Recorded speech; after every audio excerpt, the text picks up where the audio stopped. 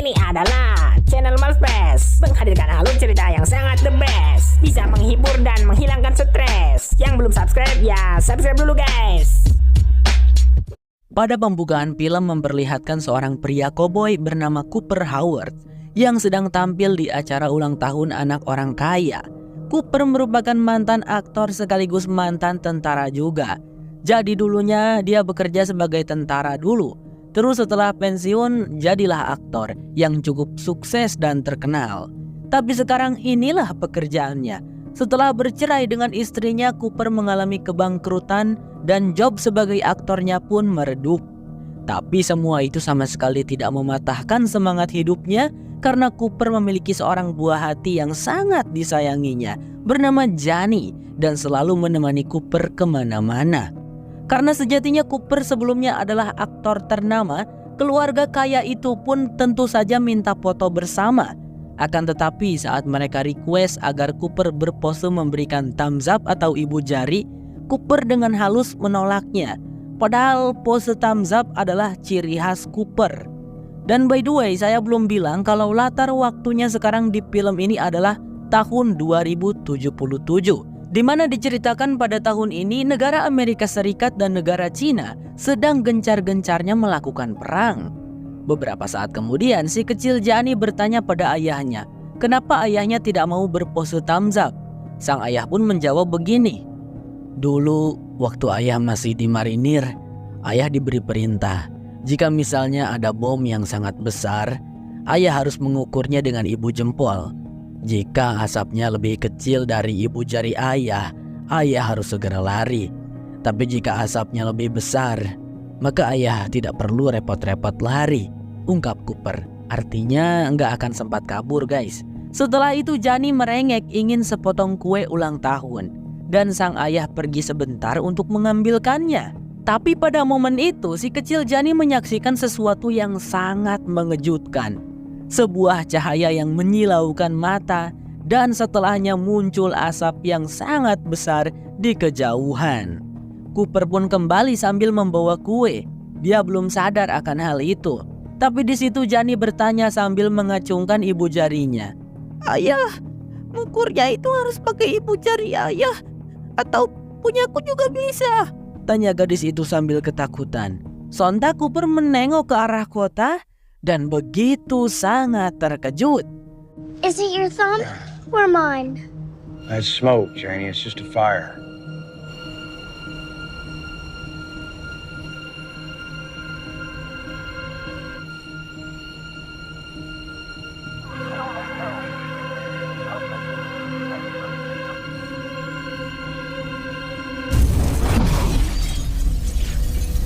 Asap yang sangat besar itu adalah ledakan dari sebuah bom nuklir. Dengan gercep Cooper membawa putri kecilnya menaiki kuda untuk mencari perlindungan. Lalu lihatlah si keluarga kaya. Mereka hendak bersembunyi di dalam bunker milik mereka. Tapi si ayah sama sekali tidak mengizinkan sahabatnya untuk ikut berlindung, bahkan memukulnya. Padahal sahabatnya itu juga sedang membawa putrinya. Dan inilah Fallout. Singkat cerita, latar waktu melompat jauh, menceritakan 219 tahun kemudian. Kamera menyorot seorang gadis cantik bernama Lucy McLean. Ia tinggal di dalam bunker yang sangat besar bernama Vault, yang maskotnya kartun pria berambut pirang sambil ngacungin jempol. Bunker tersebut dibangun dan didirikan oleh sebuah perusahaan bernama Vault-Tec jauh-jauh hari sebelum bencana kiamat nuklir terjadi. Ketika perseteruan antara Amerika dan Cina mulai memanas, perusahaan Vault-Tec berinisiatif membangun bunker raksasa yang aman dan layak ditinggali meskipun dunia porak-poranda karena bom nuklir. Tapi ya, bunker Vault ini hanya untuk orang-orang kaya yang mampu membeli unit di dalamnya. Khusus buat orang-orang sultan lah guys, mirip-mirip kayak kereta Snowpiercer ya. Jadi saat bencana mengerikan itu terjadi di tahun 2077, orang-orang yang sudah beli unit di bunker Vault ya aman-aman saja. By the way, Lucy tampak sedang didandani dan mengenakan gaun pengantin. Dikarenakan hari ini akan ada acara pernikahan dirinya dengan seorang pria dari bunker Vault lain. Ya benar guys, bunker Vault bukan cuma satu, tapi ada banyak, dan di setiap bunker ada nomornya. Lucy tinggal di bunker Vault 33, dan dia akan menikah dengan seorang pria random dari bunker Vault 32. Meskipun bersebelahan, tapi orang-orangnya tidak saling kenal ya guys. Penduduk Vault 33 dan penduduk Vault 32 tidak pernah bertemu. Setiap harinya mereka hanya boleh berada di Vault masing-masing dan tidak berinteraksi dengan Vault lain.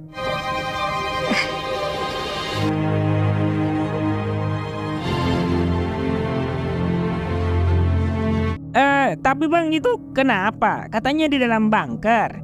Bunker kan di bawah tanah. Kok bisa ada langitnya kelihatan dengan pemandangannya yang indah sekali bang? Jangan tertipu Dundun Surudun, karena pemandangan itu sebenarnya hanyalah proyeksi gambar dari sebuah alat proyektor yang sangat canggih.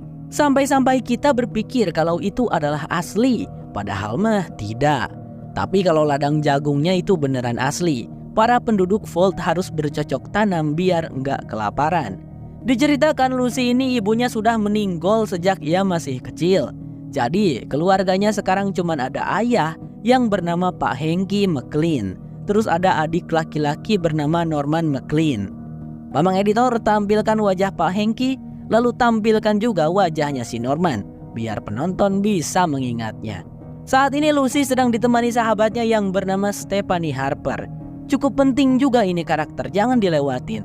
Tapi sedikit cerita tentang Pak Henky. Sebenarnya dulu dia juga berasal dari Vault lain, yaitu Vault 31.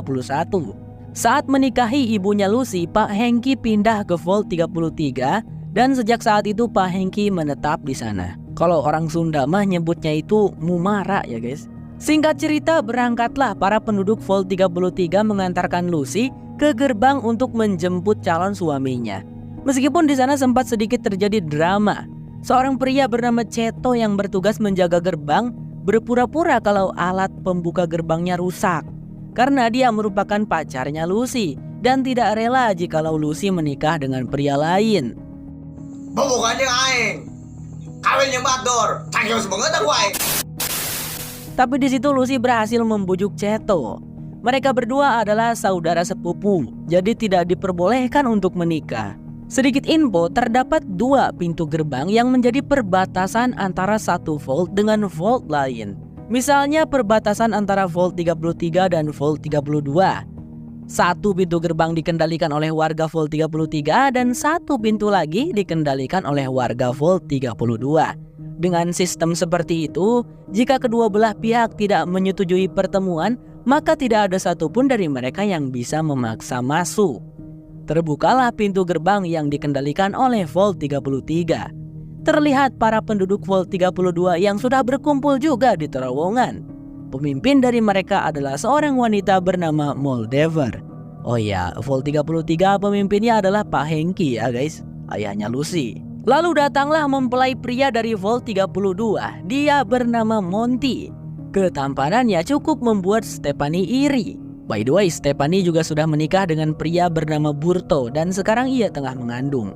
Tapi bedanya adalah Burto penduduk asli Vault 33. Si Stephanie lah yang berasal dari Vault lain yaitu Vault 31.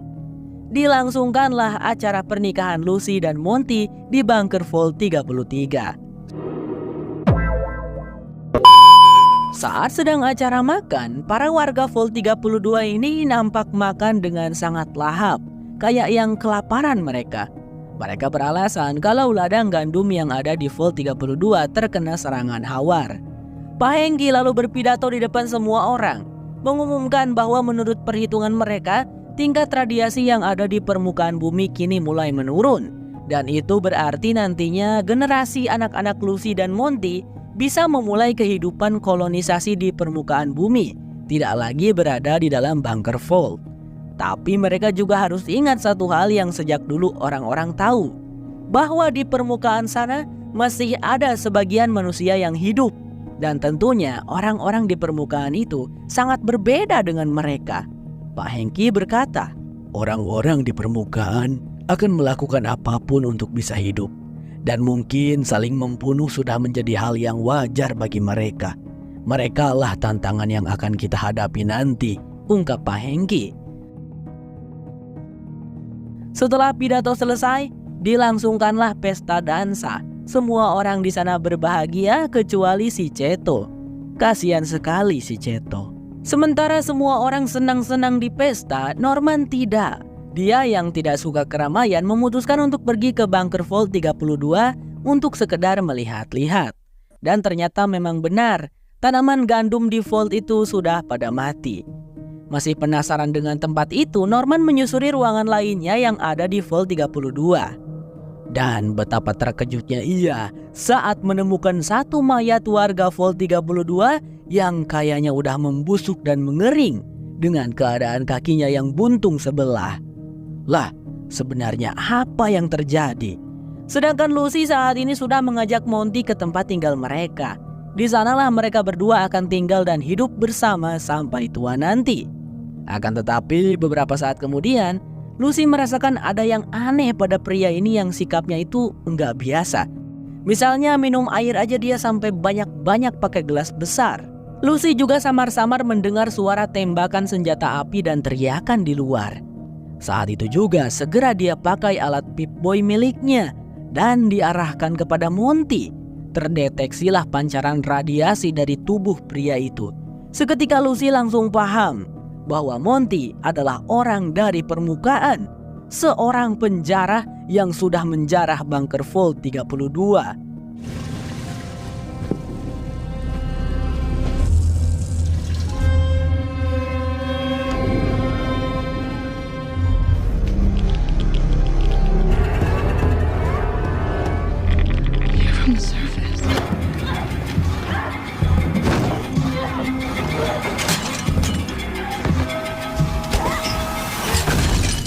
Meskipun Lucy seorang wanita, namun Monty tak segan-segan melancarkan serangan yang membuat Lucy kesakitan. Hingga pada akhirnya, Monty berhasil menusukkan sebuah pisau tepat di perutnya Lucy.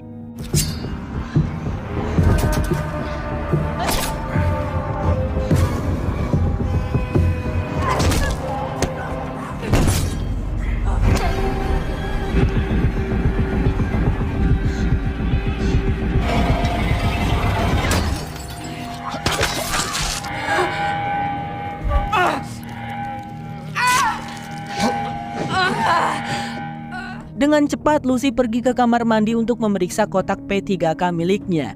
Dan ia mengambil sebuah suntikan yang langsung disuntiknya ke perutnya. Entah apa nama suntikannya, tapi sepertinya suntikan ini sangat mujarab untuk mengobati luka yang parah. Terbukti setelah itu Lucy mampu berjalan keluar. Begitu terkejutnya ia mendapati beberapa warga Vault 33 yang sudah mati terbantai. Dia pun pergi ke ruang senjata untuk mengambil sebuah senjata pistol bius. Setelah itu barulah Lucy pergi ke ladang. Di sana, untuk pertama kali dalam hidupnya, gadis itu melihat kekejaman manusia yang tidak terbayangkan. Tanpa ragu untuk menembak, tanpa ragu untuk membacok, warga-warga Vault 33 yang Lucy sayangi dibantai satu persatu. Lucy berhasil menembak seorang penjara yang hendak menyerangnya. Tapi itu cuma bius, hanya membuatnya pingsan. Dari atas, ia melihat Norman adiknya sedang berusaha bersembunyi. Tentu saja Lucy tidak akan membiarkan adiknya terluka. Ia segera meluncur ke sana. Fly to her side. Be a strong, oh, you know somehow. And somehow.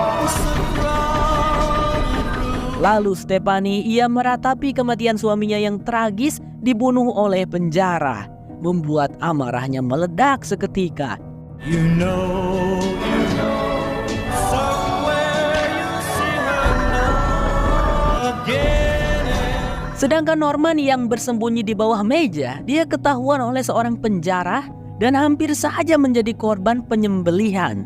Untungnya Lucy berhasil menolongnya tepat waktu. Ia menembakkan peluru bius tepat ke mata si penjara.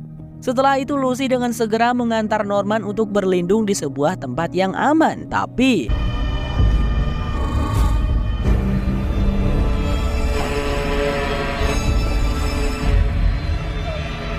hampir saja Lucy mati tercekik. Tapi untungnya si ayah yaitu Pak Hengki datang memukul si Monty dengan sekop. dan kemudian dikubruskan kepalanya ke dalam air acar yang ada di dalam tong.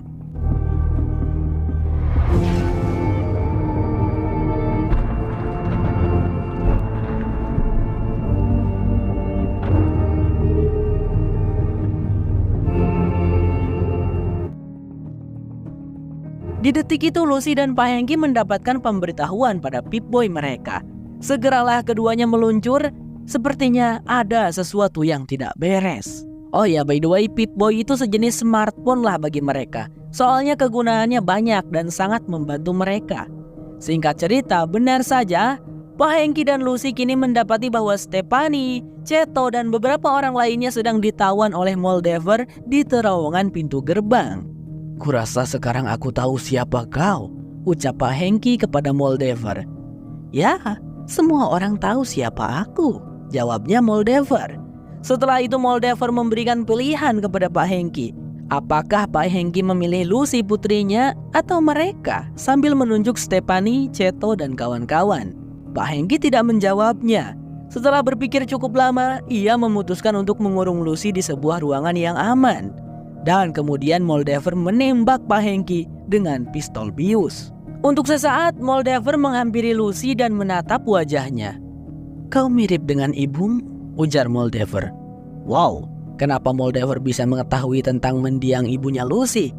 Lucy sempat bertanya kemanakah Moldever akan membawa ayahnya. Dan wanita itu menjawab bahwa dia akan membawa Pak Hengki ke dunia luar, ke permukaan. "Sesekali kau juga harus melihatnya," ucap Moldever. Sebelum pergi dengan antek-anteknya, Moldever mengaktifkan sebuah bom, membuat Stephanie, Cheto, dan kawan-kawan tak bisa mengejar mereka karena terpaksa harus berlari menghindari bom tersebut. Run and hide.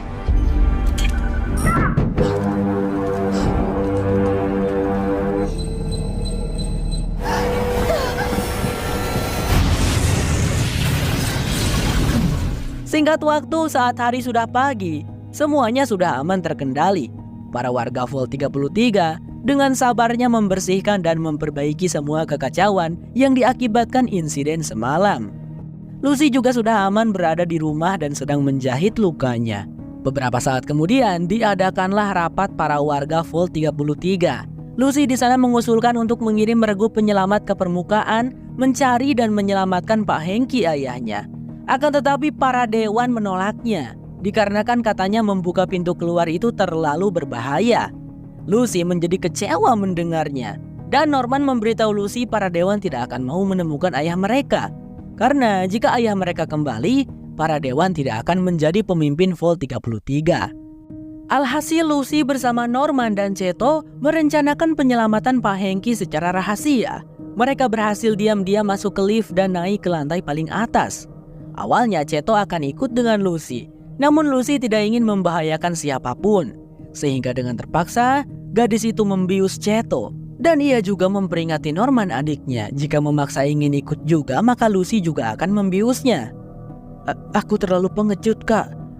Tapi terima kasih sudah mengkhawatirkanku," ucap Norman sambil memeluk kakaknya dan berharap kakaknya bisa selamat di luar sana, lalu membawa ayah mereka pulang. Oh ya guys, sedikit info. Bunker Vault mendapatkan energi listrik dari sebuah alat bernama Fusion Core. Fusion Core adalah baterai nuklir jangka panjang yang bermutu tinggi. Meskipun bentuknya kecil tapi energinya bisa menyokong satu bunker dalam waktu yang sangat lama. Sepertinya dalam satu bunker Vault itu memiliki persediaan baterai Fusion Core yang banyak. Makanya setelah 219 tahun berlalu tetap ada aja itu energi listriknya. Terbukalah pintu keluar bunker Vault 33 berbarengan dengan datangnya dua orang petugas dari lift. Mereka memperingati agar Lucy jangan pergi keluar sana, terlalu berbahaya. Tetapi Lucy sudah bulat akan tekadnya. Lucy pun melangkah keluar. Saat pintu bunker sudah tertutup, terlihatlah pemandangan di luar yang sangat-sangat tandus. Tulang belulang manusia berserakan. Tapi ada juga mayat manusia yang membeku. Karena apa ya? Entah karena efek kimia apa ya guys ya. Buat teman-teman yang ngerti boleh dijelasin di kolom komentar. Lucy sampai menitikan air matanya karena terharu, senang, bercampur tegang dan takut. Sebab seumur hidup inilah kali pertamanya ia berada di luar bunker vault.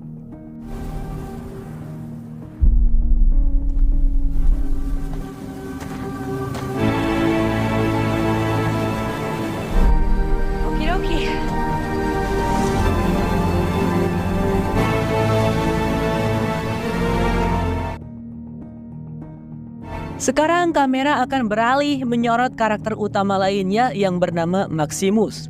Dia sedang dihajar oleh sekelompok orang yang pelopornya adalah pemuda bernama Thaddeus. Maximus, Thaddeus, dan mereka semua adalah kadet dari sebuah organisasi militer bernama Brotherhood of Steel. Kita singkat saja BOS.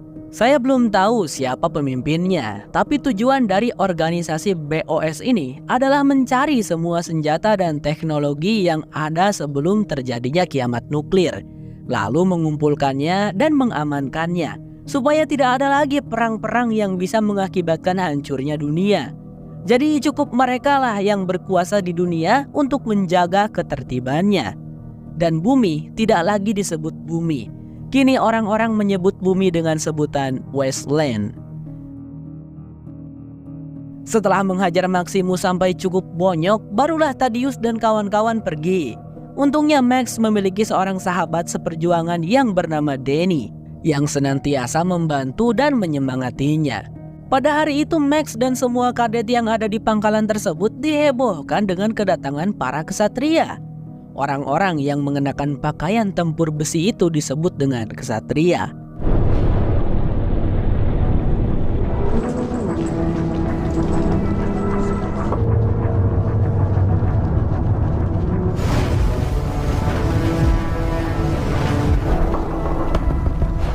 Yeah, look at that shit!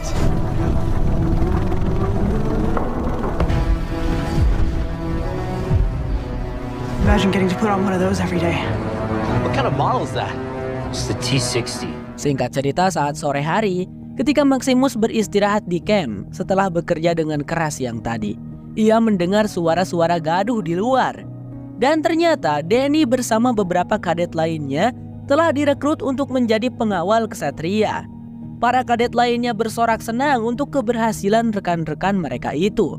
Tapi tidak dengan Max, yang di hati kecilnya ia merasa iri. Kenapa sahabatnya direkrut sedangkan ia tidak?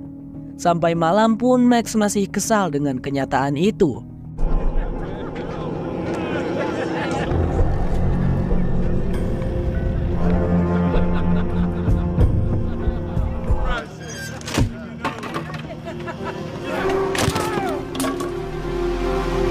Pada keesokan harinya, di camp, para kadet dikejutkan dengan suara teriakan dari Danny. Max, sang sahabat, gercep menghampirinya paling dulu. Terlihat kakinya Danny terluka parah dan berdarah-darah. Kenapa bisa begitu ya? Ternyata ada seseorang yang menaruh silet di sepatunya Danny. Ngilu banget bejir. Max segera dibawa oleh petugas sambil kepalanya ditutupin dengan karung hitam. Apakah Max dicurigai pelaku yang sudah menaruh silet di sepatunya Danny? Tidak mungkin Max begitu kepada sahabatnya, seiri apapun dia. Max ternyata dibawa ke sebuah ruangan dan diinterogasi oleh seorang pria yang kemungkinannya adalah pemimpin di pangkalan itu. Untuk sekarang kita simpulkan saja begitu ya, dan sebut saja dia Pak Jackson. Pak Jackson mendapatkan laporan kalau Max lah yang sudah mencelakai Danny. Dengan ketakutan di situ Max membantahnya dan berusaha membela diri. Memang iya, Max berharap terjadi sesuatu kepada Danny, tapi bukan dirinya yang melakukannya. Ia bersumpah. Namun jika dirinya tidak dipercaya dan akan dihukum mati, Max pun rela dan ikhlas. Karena dia sangat mencintai Brotherhood of Steel yang telah memberikannya rumah dan tujuan dalam hidupnya. Setelah itu, Pak Jackson memberitahu bahwa sekarang Max lah yang akan menggantikan Danny untuk menjadi pengawal kesatria yang bernama Kesatria Titus. Dibacanya Titus guys. Ya, ternyata yang barusan itu cuma tes untuk Max dan dia sudah lolos. Pemuda itu nampak terharu. Kemudian diperlihatkan bagaimana Max dan beberapa kadet lain yang terpilih harus menjalani tradisi pokoknya bersumpah dulu, kemudian punggungnya ditempelin sama jari kesatria yang panas karena jari kesatrianya dibakar dulu gitu ke api. Aspirant Maximus.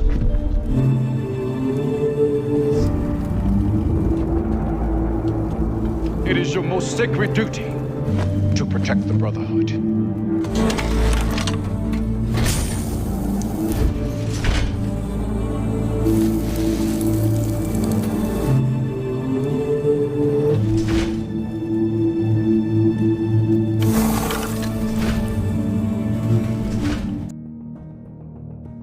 Singkat cerita, Max dan kadet-kadet terpilih sudah bersiap dengan seragam barunya di samping kesatrianya masing-masing. Pak Jackson memberitahu tentang misi yang diberikan oleh pemimpin tertinggi BOS di markas pusat. Sepertinya pangkalan militer BOS tersebar di seluruh dunia, dan disinilah salah satunya. Diberitahukan bahwa ada seorang pria dari Enclave yang kabur bersama anjingnya, membawa sebuah objek yang sangat berbahaya tapi juga luar biasa. Karena objek tersebut bisa dijadikan senjata yang sangat mengerikan, tapi bisa juga dipakai untuk menyelamatkan umat manusia. Oh iya, Enclave juga merupakan sebuah organisasi atau faksi, tapi masih belum dijelaskan lebih lanjut seperti apa faksi Enclave ini. Berangkatlah para kesatria bersama dengan pengawal barunya.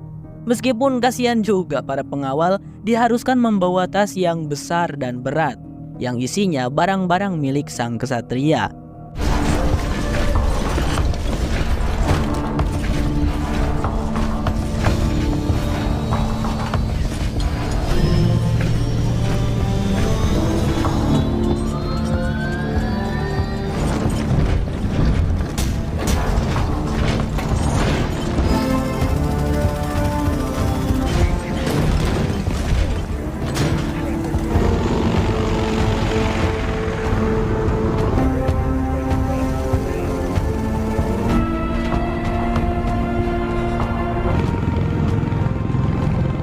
Di bagian akhir diperlihatkan sekelompok orang yang pergi ke sebuah pemakaman diketuai oleh pria bernama Honcho. Mereka berniat membangunkan sosok ghoul bernama Don Pedro yang katanya sangat hebat dan jago demi membantu mereka untuk menemukan seseorang yang kabur dari Enclave.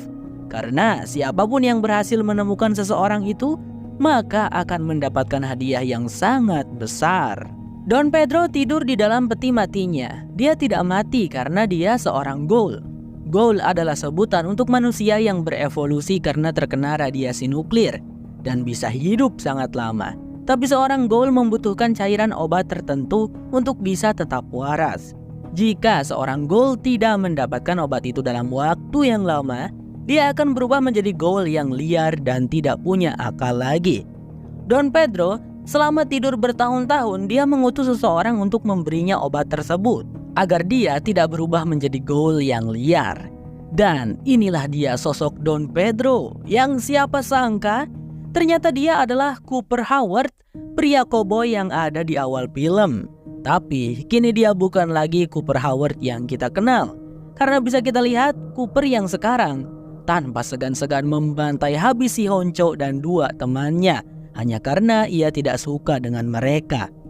Tapi berbeda dengan kedua temannya yang dibunuh dengan cara ditembak, si Honcho dibunuh oleh Cooper dengan cara dikubur hidup-hidup di dalam peti matinya.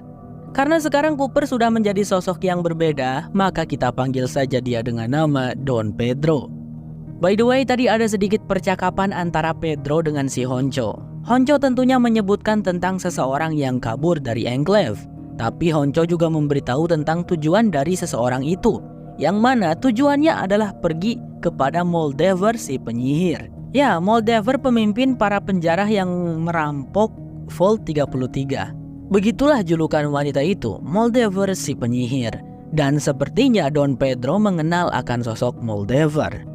Fallout bersambung berlanjut ke episode 2. Episode 2 ini dibuka dengan memperlihatkan scene sebuah penelitian yang dimana anak-anak anjing yang baru lahir jika berat badannya di bawah 10 ons maka akan langsung dimusnahkan. Tetapi salah satu ilmuwan yang bernama Dr. Wilzik menyelamatkan seekor anak anjing yang berat badannya di bawah 10 ons. Anak anjing itu diberi label CX404. Singkat cerita, anjing tersebut terlihat sudah tumbuh agak besar. Di suatu momen Wilzik mengambil anjing itu untuk merawatnya secara diam-diam. Dan tempat ini adalah Enclave, teman-teman. Orang-orang Enclave merawat dan membesarkan anjing untuk dijadikan pendamping prajurit yang setia Dan orang-orang Enclave juga menggunakan Pip-Boy di tangan mereka. Wilczek merawat dan membesarkan si anjing di kantornya, hingga anjing itu tumbuh menjadi anjing dewasa. Anjing itu diberi nama Four oleh Wilczek. Kenapa selama ini tidak pernah ketahuan? Karena Wilczek menyembunyikan Four di balik sebuah dinding yang ia tutupi. Hari demi hari dilalui, Wilczek selalu sibuk melakukan sesuatu di labnya. Hingga di suatu hari, Wilczek dengan mencurigakannya, ia menyuntikkan sebuah benda kecil yang bercahaya biru ke dalam kepalanya, tepatnya di belakang telinga. Ia nampak sangat kesakitan. Entah apa yang pria itu lakukan.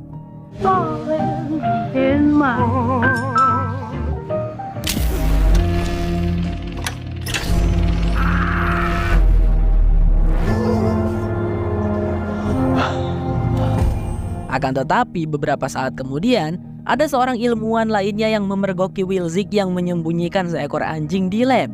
Sebut saja dia Pak Ono. Wajah Pak Ono dibuat semakin kaget lagi saat ia melihat peralatan lab yang digunakan oleh Wilczek. Sepertinya itu sangat ilegal di sana. Wilczek pun berusaha menjelaskan dan meminta Pak Ono untuk jangan membunyikan alarm.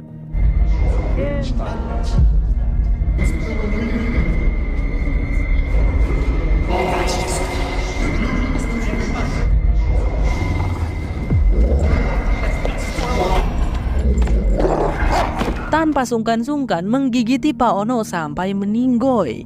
Tidak punya pilihan, Wilczek memutuskan untuk kabur dari Enclave bersama anjingnya itu.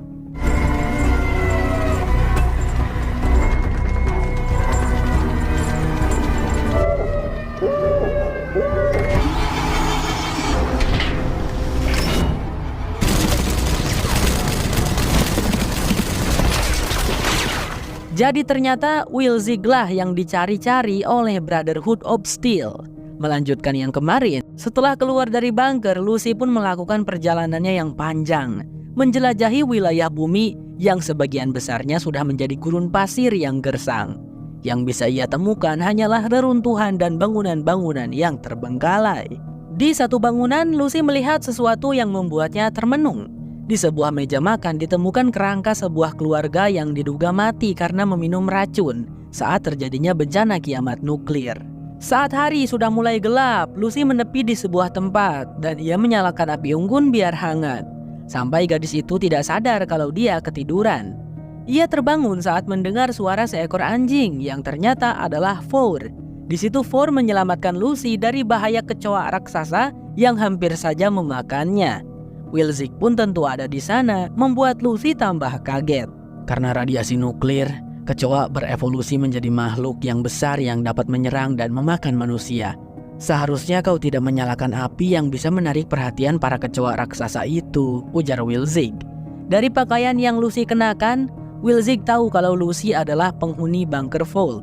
Ia menyarankan agar Lucy kembali saja, karena dunia di luar Vault itu jelas sangat berbeda dengan dunia Vault. Jika di dalam Vault terdapat aturan yang dijunjung tinggi, di sini sama sekali tidak ada aturan. Lucy bisa mati terbunuh oleh orang-orang jahat yang berkeliaran. Namun meskipun sudah diberitahu hal itu, Lucy tetap tidak gentar. Ia tidak akan menyerah untuk mencari ayahnya.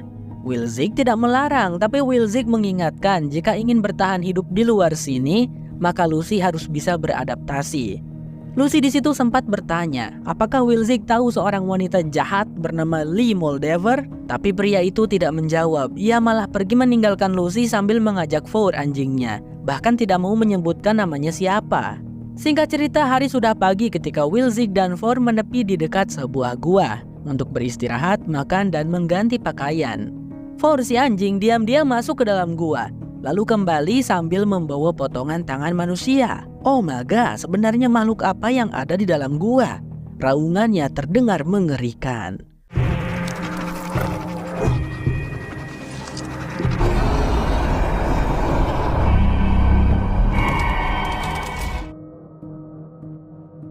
Scene berganti pada Lucy. Di suatu tempat di antara luasnya padang gurun, Lucy bertemu dengan seorang pria yang cukup aneh. Lihatlah, penampilannya saja sudah aneh. Sudah dewasa tapi memakai celana popok. Apa karena tidak ada celana biasa? Sebut saja dia Nanu. Nanu katanya sedang berusaha memfilter pasir-pasir supaya menjadi air. tapi selalu gagal. Ya iyalah, tentu saja gagal. Gimana caranya pasir bisa jadi air? Karena kasihan, Lucy pun berbagi air minumnya. Tapi air minumnya Lucy malah dihabiskan oleh si Nanu. Sepertinya sudah lama sekali Nanu tidak minum air sesegar dan seenak itu. Nanu berterima kasih. Di situ Lucy mencoba bertanya padanya tentang wanita bernama Moldaver. Nanu tidak tahu, akan tetapi dia memberitahu Lucy tentang sebuah kota yang berada di balik bukit. Kota itu bernama Kota Philly. Mungkin Lucy bisa mencari petunjuk di sana. Namun Nanu juga memperingatkan kalau di sana berbahaya. Setiap harinya selalu ada yang terbunuh. Bahkan Nanu tidak pernah pergi ke kota itu. Pria aneh itu lalu menawarkan agar Lucy tinggal saja bersamanya di sini. Tapi Lucy menolaknya dengan halus, kemudian segera pamit pergi. Di sisi lain, Maximus masih setia menemani kesatria Titus di dalam helikopter, menjalankan misi untuk mencari target yaitu Wilzik dan anjingnya. Mereka berencana untuk mencari pria itu di kota Philly. Akan tetapi kesatria Titus sepertinya menyepelekan misi tersebut. Ia memilih turun di sekitaran hutan karena katanya bosan dan ingin menembak sesuatu.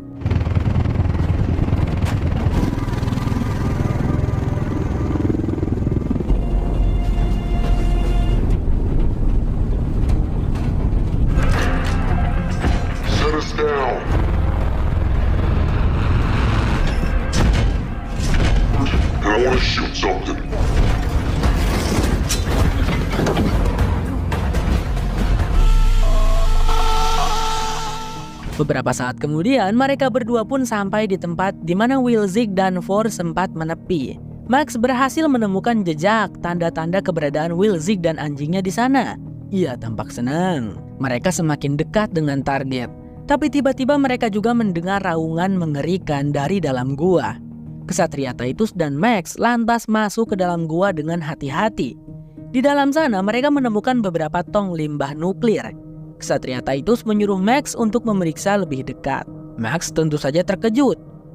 "Bentar Tuan Titus, tapi aku tidak punya pelindung apa-apa. Bukankah ini adalah perintah? Seorang pengawal harus selalu menuruti perintah tuannya." Kesatria Titus langsung memotongnya. Dengan terpaksa Max harus memberanikan diri memeriksa ke depan sana. Akan tetapi, di luar perkiraan prediksi BMKG, makhluk misterius itu malah muncul di belakang kesatria Titus. Seekor beruang ganas yang sudah berevolusi karena radiasi menyerang kesatria Titus, merusak senjatanya.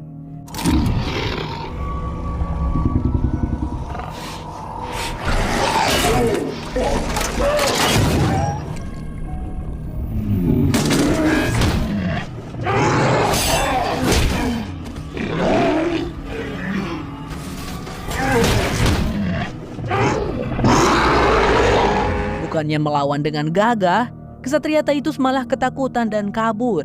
Tetapi makhluk ganas itu berhasil menangkap kesatria Titus dan menyakitinya dengan tanpa ampun. Untung saja Max dengan cepat memberikan pertolongan dengan cara menembak kepala si beruang sampai mati. Max lalu bergegas membukakan pelindung kepala kesatria Titus agar ia bisa mengobati tuannya itu. Dan inilah wajah dari si kesatria Titus. Hanya orang biasa, bahkan seorang pengecut. Di situ dia malah ngedumel, mengatakan kalau misi ini sangatlah bodoh. Dan ia juga merutuki para petinggi mereka yang menurutnya selalu mengatakan omong kosong. Jadi kesatria Titus ini sangat jauhlah dari kata pria hebat dan terhormat. Bahkan ia juga menyalahkan Max, berkata kalau semua ini adalah salahnya Max dan Max adalah pengawal terburuk yang pernah ada. "Setelah tugas ini selesai, kau akan dihukum oleh pendeta Brother of Steel," ujar kesatria Titus. Max yang pada awalnya hendak memberikan suntikan Stimpack jadi berpikir ulang dia.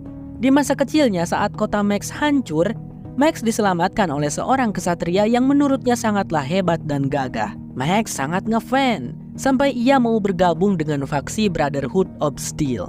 Tapi sekarang, melihat kelakuan kesatria Titus yang seorang pecundang, membuat Max berpikir kalau Titus tidak pantas untuk menjadi seorang kesatria. Ia pun berencana untuk membiarkan orang buruk hati ini untuk mati. Menurutnya zirah tempur baja itu tidak pantas untuk Titus.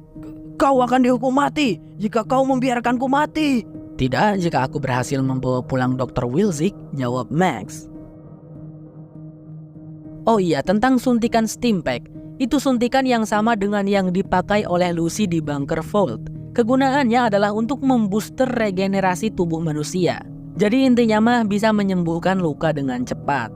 Singkatnya, setelah Tai itu sudah mati, Max pun mengambil alih seragamnya. Lalu ia segera mencoba memasuki armor baja kesatria. Max sangat senang, akhirnya ia bisa mengenakan armor baja kesatria yang dikaguminya sejak kecil. Ia lantas menguji coba kekuatan dari armor baja tersebut. Great big cigar, and if it smokes, if it walks, if it talks, it's a loud sound, hangs around at a bar, if it kisses. Tiba-tiba Max mendengar suara seseorang meminta pertolongan. Setelah dilihat, ada seorang pria yang sedang menghajar seorang pria lainnya. Yang menghajar sebut saja si Sobak, sedangkan yang dihajar itu sebut saja si Sobik. Melihat seseorang sedang dianiaya, tentu saja Max langsung turun tangan untuk menolongnya. Akhirnya si Sobik bisa selamat. Dia berterima kasih pada Max lalu segera pergi dari sana. Tapi alangkah plot twistnya saat Sobak menjelaskan ternyata alasan ia menghajar si Sobik adalah karena si Sobik ketahuan melakukan tanam paksa terhadap ayamnya si Sobak. Anjir, emang udah nggak beres otaknya si Sobik pemirsa. Beralih lagi pada Lucy yang sudah sampai di kota Philly.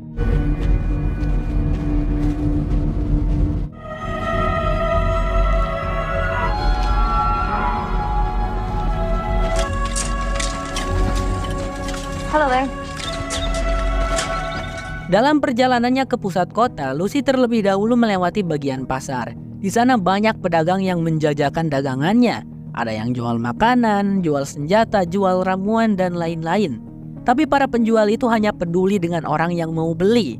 Saat Lucy mencoba bertanya pada salah satu penjual yang menjual daging iguana, penjual itu bahkan tidak mau merespon pertanyaan Lucy. By the way, orang-orang Westland sekarang menggunakan mata uang yang sama di seluruh Westland. Mata uangnya adalah Caps, yaitu sebuah tutup botol dari Nuka-Cola, merek minuman cola terkenal di dunia sebelum terjadinya bencana kiamat nuklir. Dan jika kalian lupa, Westlands itu adalah sebutan untuk planet bumi di masa kini ya guys. Bukan lagi disebut bumi tapi Westland. Setelah melewati pasar, masuklah Lucy ke pusat kota Philly. Di sana mulai banyak orang-orang yang memperhatikan Lucy karena penampilannya yang berbeda. Salah satunya yang memperhatikan adalah Don Pedro. Dia duduk dengan santai di sebuah kursi, sepertinya tengah menunggu sesuatu. Lucy masuk ke sebuah toko yang pemiliknya adalah seorang wanita tua bernama Mak Juni. Di toko tersebut Lucy melihat ada beberapa barang yang berasal dari Bunker Vault. Kayaknya Mak Juni ini berbisnis dengan para perompak yang menjarah Bunker Vault, membeli barang-barang mereka. Jadi di situ Lucy mencoba bertanya dengan sopan, apakah Mak Juni tahu sosok wanita bernama Lee Moldaver? Kemudian Mak Juni menjawab, semua orang tahu siapa Moldaver. Setelah mengatakan itu, dia mengusir Lucy pergi. Dia memberikan peringatan bahwa para penduduk Westland membenci penghuni Bunker Vault karena bagi mereka, penghuni Bunker Vault adalah orang-orang kaya egois yang hanya mementingkan diri sendiri, bersembunyi seperti tikus, tidak peduli akan dunia di permukaan yang hancur. Dengan kecewa, Lucy pun keluar dari toko tersebut. Berbarengan dengan Will Zig bersama anjingnya yang datang ke sana. Mereka berdua bertemu lagi. Untuk yang kedua kalinya, Will Zig menyarankan Lucy untuk pulang. Lah kenapa? Kau tidak tahu apapun tentangku? Ujar Lucy. Kemudian Will Zig menjawab, ia tahu. Melihat dari pakaiannya, Lucy berasal dari Vault 33. Tanaman utamanya adalah jagung. Lalu terdapat juga proyektor telesonik di perkebunannya yang memutar gambar dari pedesaan Nebraska. Para penghuninya dibesarkan dengan jalan hidup meritokrasi yang membanggakan diri dalam melakukan hal benar. Jadi, Will Zig cukup tahu untuk tahu bahwa Lucy harus pulang. Lucy pun menjadi heran bagaimana pria itu bisa tahu banyak tentang Bunker Vault 33. Tapi sebelum Will Zig bisa menjawab, Mak Juni keburu datang menyuruh Will Zig untuk segera masuk ke dalam. Namun tiba-tiba, You need to go home. Tell a sonic projector in your phone. You will, sir.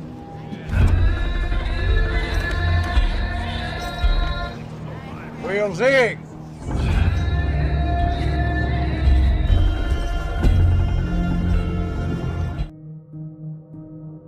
Sejak tadi, Pedro menunggu kehadiran Will Zig di sini dengan sabar. Sepertinya Pedro mengincar Will Zig untuk mendapatkan hadiah buruan yang besar. Jadi di sini sekarang Pedro berniat untuk menangkap Wilczek. Tanpa babi bu lagi, Pedro melepaskan tembakannya tepat mengenai kaki Wilczek sampai buntung. Wilczek tentu saja sangat kesakitan. Menyadari keadaan darurat ini, Mak Juni berteriak memberikan pengumuman. Bagi siapapun yang berhasil membunuh Don Pedro akan Mak Juni kasih hadiah 1000 cap.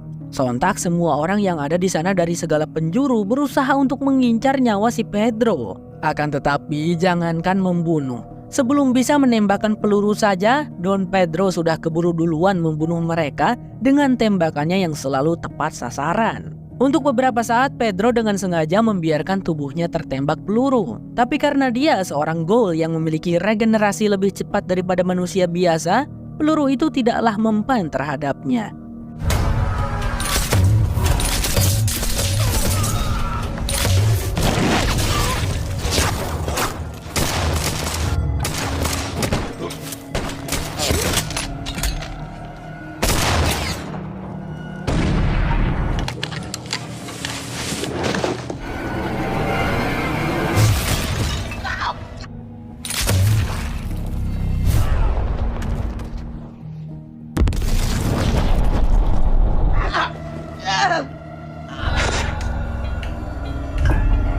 For anjingnya Wilczek yang tadi masuk ke toko buat makan, terus sekarang melihat tuannya sedang dalam mara bahaya, langsunglah dia berlari menerjang Pedro. Akan tetapi sayang sekali Pedro berhasil melumpuhkannya dengan menusukkan pisau pada anjing malang itu.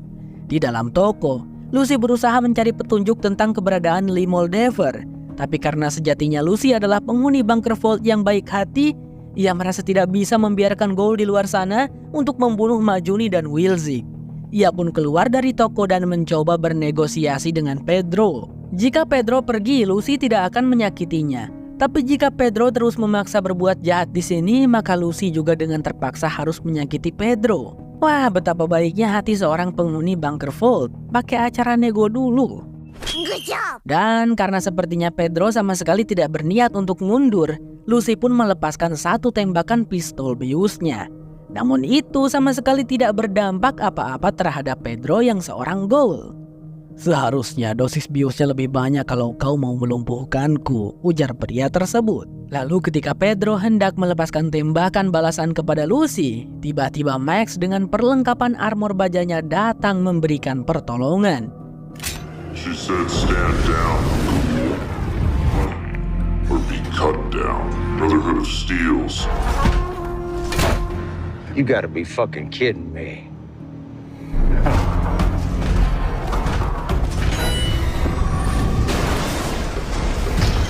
Ia memperlihatkan wajahnya kepada Lucy, tapi memperkenalkan namanya adalah Titus, bukan Max. Kemudian Max meminta bantuan pada Lucy untuk menyelamatkan Wilczek, sementara dirinya akan berusaha untuk mengalahkan ghoul yang bernama Don Pedro ini. Di saat Max mulai melancarkan aksinya untuk mengalahkan Pedro, Lucy dan Mak Juni bekerja sama membawa Wilczek masuk ke toko. Mak Juni dibantu dengan partnernya yang bernama Barvo mencoba memasangkan sebuah alat kaki buatan untuk kaki Wilczek yang buntung. Tapi alat itu sungguh sangat menyakitkan karena ujung kaki Wilczek yang buntungnya seolah-olah dimakan dan digiling oleh alat tersebut. Lucy yang melihatnya sangat ngilu. You yell at me the way. I don't mean to interrupt, but Anyone else you can trust in this town?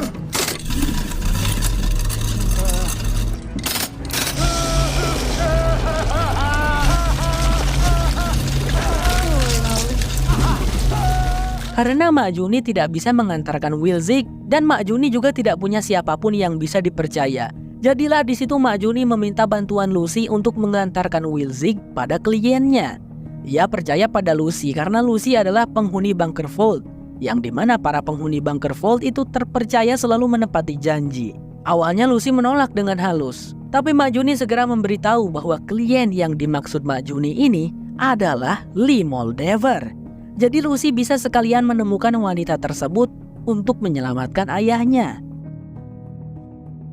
Setelah berpikir cukup lama, akhirnya Lucy setuju dan Mak Juni segera memasukkan koordinat lokasi Moldaver pada alat Pip-Boy milik Lucy, sehingga Lucy bisa tahu di mana markasnya Moldaver. Di luar, Max masih bertarung dengan Don Pedro, Tembakannya Pedro sama sekali tidak mempan menembus armor baja kesatria yang tebal. Alhasil Pedro pun dibikin tidak berkutik oleh Max, dihempas kemana-mana.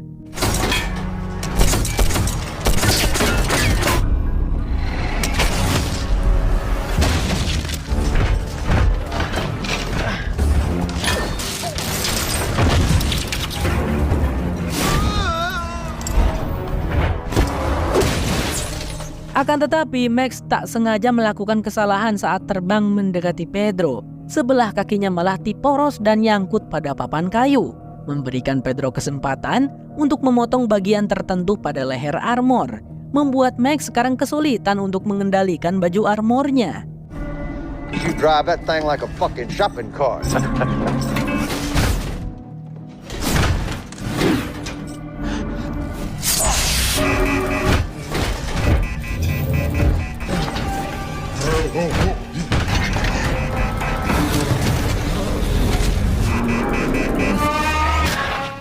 Max pun terlempar jauh dan mendarat dengan cukup menyakitkan. Sementara Lucy dan Wilzik sudah berada di pasar kota Philly dan sepertinya akan berhasil keluar dari kota tersebut. Di saat yang bersamaan, Pedro masuk ke toko dan ia mendapati kalau semua orang telah pergi dari sana. Ia telah kehilangan Wilzik. Akan tetapi, Pedro punya rencana. Ia segera mengobati Four anjingnya Wilzik dengan suntikan Stimpack, sehingga anjing itu kembali sehat lagi. Four pasti bisa mencari dan menemukan majikannya. Jadi Pedro hanya perlu mengikutinya. Ketika hari sudah berganti, terlihat Lucy dan Wilzik sedang dalam perjalanan melintasi hamparan padang gurun yang luas. Mereka pun menepi dan beristirahat karena Wilzik terus merasakan sakit di kakinya. Sepertinya alat kaki buatan itu tak terlalu canggih, tak bisa menghentikan pendarahan. Darahnya Wilzik terus keluar. Meski begitu, Wilzik tidak akan mati semudah itu. Ia tetap bisa sembuh dan sehat lagi. Tapi itu membutuhkan waktu yang tidak sebentar. Sekarang semua orang sedang mengejar mereka. Jika Lucy terus membawa Wilzik yang kakinya kesakitan, pasti mereka akan terkejar dan tertangkap. Lah terus harus gimana bang? Katanya suruh bawa ente ke si Moldaver, tanya Lucy. Wilzik lalu mengungkapkan sesuatu yang mengejutkan. Ia sudah meminum pil beracun buatan Voltec. Rasanya rasa buah pisang, tidak menyakitkan dan cepat untuk membunuh. Lucy tidak perlu membawa seluruh tubuhnya Wilzik, tapi Lucy cukup membawa kepala Wilzik saja. Hal itu akan membuat Lucy lebih mudah untuk sampai pada Moldaver. Bahkan Wilzik sudah menyiapkan alat gergaji di tasnya agar Lucy bisa memotong lehernya. Wow, gak bisa dong bang, itu terlalu ngeri, ujar Lucy. Tetapi Wilzik memohon kepada Lucy. Kalau Lucy ingin menyelamatkan ayahnya, maka inilah yang harus dilakukan. Di sisa napas terakhirnya, Wilzik berkata, "Kau bisa mengubah masa depan jika bisa membawa kepalaku pada Moldaver. Tapi untuk bertahan di dunia ini, kau harus berakting layaknya penduduk Westland. Kau seorang penghuni Vault, Lucy McLean. Aku tahu aku bisa mempercayaimu," ucapnya. Lucy heran bagaimana Wilzik bisa tahu nama keluarganya. Tapi Lucy tidak bisa menanyakannya sebab Wilzik sudah meninggoy. Di situ Lucy panik dan ia berusaha berpikir untuk waktu yang cukup lama. Sebelum akhirnya gadis itu memberanikan dirinya untuk memulai operasi gergaji.